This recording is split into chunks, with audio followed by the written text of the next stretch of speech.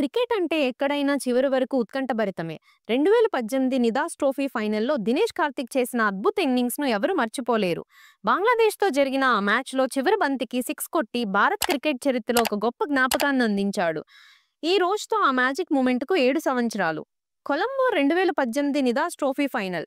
ఇండియాకు 12 బంతులు, 34 పరుగులు అవసరం.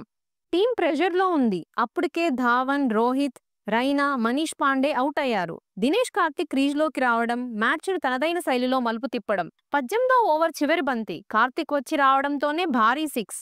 19వ ఓవర్ ఫ్లోర్లు, సిక్స్‌లు ఇన్నింగ్స్‌తో పూర్తిగా మార్చేశాడు. చివరి బంతికి 5 పరుగులు అవసరం. ఒత్తిడి తట్టుకొని లాంగ్ ఆఫ్ మీదుగా భారీ సిక్స్ వేశాడు. India wins. ఈ ఇన్నింగ్స్ చూసిన వాళ్లకు ఇప్పటికీ గూస్ బంప్స్ వస్తాయి. 2018లో దినేష్ కార్తీక్ చూపిన మ్యాజిక్ ను మళ్ళీ మనం చూడబోతామా?